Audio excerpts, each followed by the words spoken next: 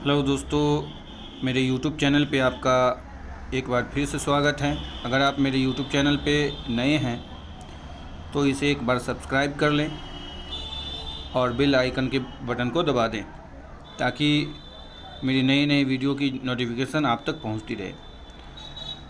Okay दोस्तों, चलिए अब हम आगे बढ़ते हैं।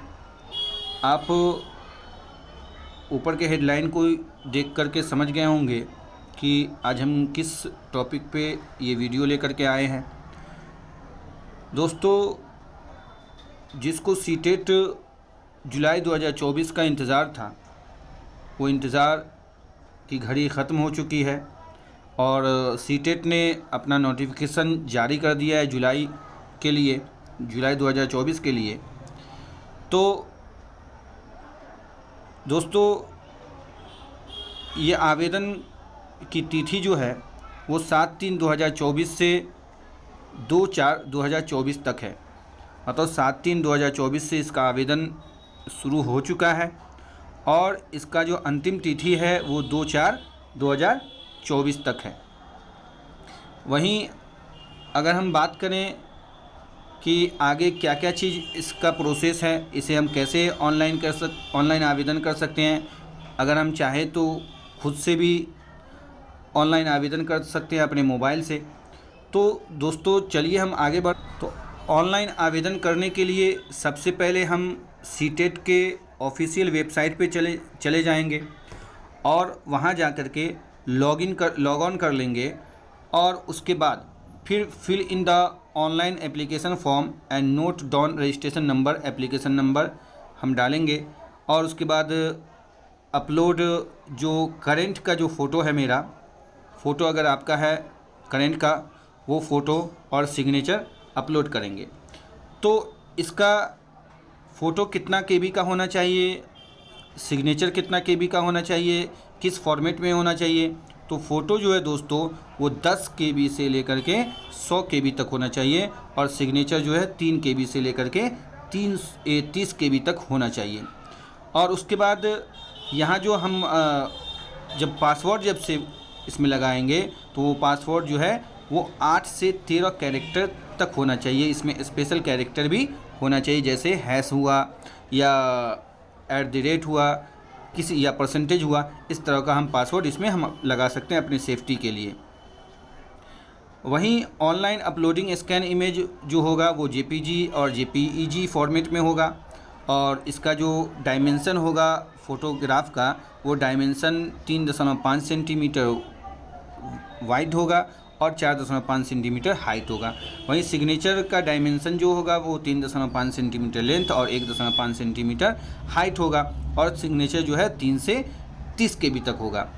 और उसके बाद इसमें कितना फ़ी है, तो इसका जो फ़ी है दोस्तों वो जनरल और OBC के लिए 1000 रुपया एक पेपर के लिए और 1200 रुपया दोनों पेपर के लिए। मतलब जो आवेदक अगर दोनों पेपर एक साथ भरना चाहता है उसे 1200 रुपया दोनों पेपर का देना होगा। वहीं SC और SC/ST डिफरेंट एबल्ड पर्सन की बात करें तो उसको जो है उसे कुछ छूट दिया गया है। वो उसे एक पेपर के लिए वो 500 रुपया देना पड़ेगा और उसे दोनों पेपर के लिए, मतलब पेपर 1 और पेपर 2 दोनों के लिए जो है ये 600 रुपया देना पड़ेगा।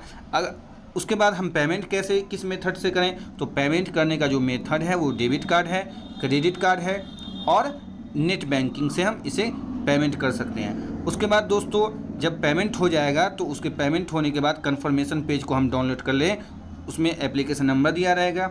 एप्लीकेशन नंबर, ये नंबर कहाँ काम आता है, तो जब हमें सीटी अलॉट किया जाता है, एग्ज़ाम के सीटी अलॉट किया जाता है तो वहाँ पे हम सीटी चेक करने के लिए एप्लीकेशन नंबर हम डाल करके उसे आसानी से चेक कर सकते हैं। फिर आगे अगर हम बात करें कि इसका जो परीक्षा है वो परीक्षा कब होगा, तो ये परीक्षा की जो तिथि है वो 7वां महीना 2024। पेपर सबसे पहले पेपर 2 का होगा, दूसरे पेपर का होगा वो पेपर 2 का जो होगा 9:30 बजे से लेकर के 12 बजे तक होगा।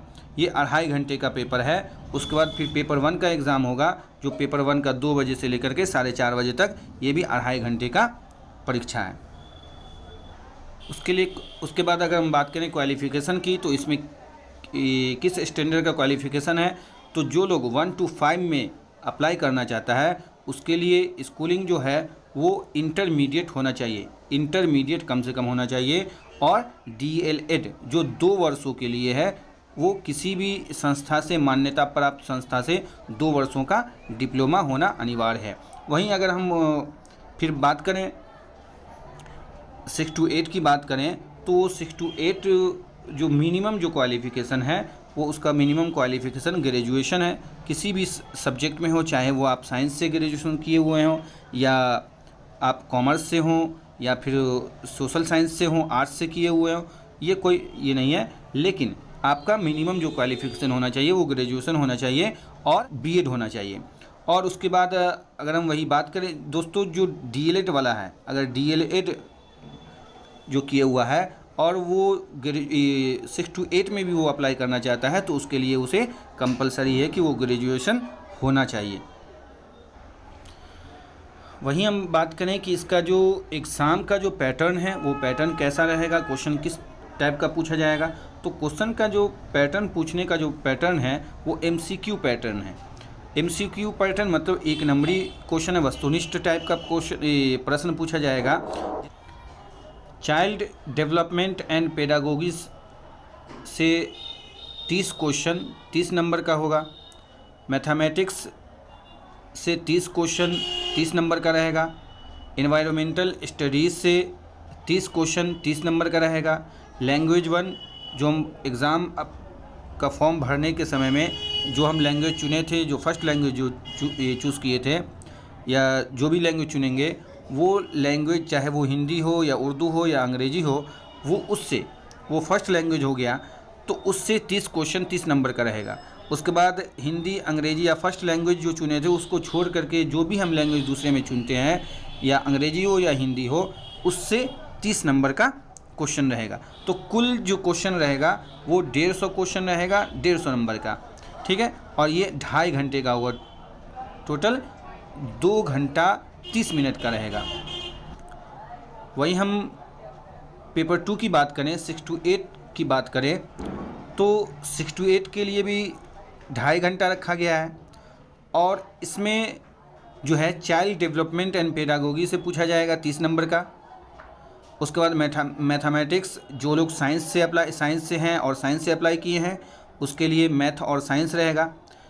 तो मैथ और साइंस का जो टीचर है उसके लिए जो होगा वो होगा 60 नंबर का मैथ और साइंस से पूछा जाएगा, 60 नंबर का मैथ और साइंस से पूछा जाएगा। उसके बाद जो लोग सोशल साइंस है, सोशल स्टडीज़ है या कॉमर्स रखे हुआ है तो वो सोशल साइंस में आ जाता है, तो सोशल साइंस से है तो उससे भी 60 नंबर का क्वेश्चन रहेगा। प्रत्येक क्वेश्चन जो रहेगा वो 1 नंबर का रहेगा। उसके बाद लैंग्वेज 1 जो 1 to 5 में जो लैंग्वेज था, सेम लैंग्वेज जो है इसमें भी रहेगा। लैंग्वेज 1 में 30 नंबर का 30 क्वेश्चन और लैंग्वेज 2 में 30 नंबर का 30 क्वेश्चन, और कुल मिलाकर के 150 MCQ पूछा जाएगा, 150 नंबर का।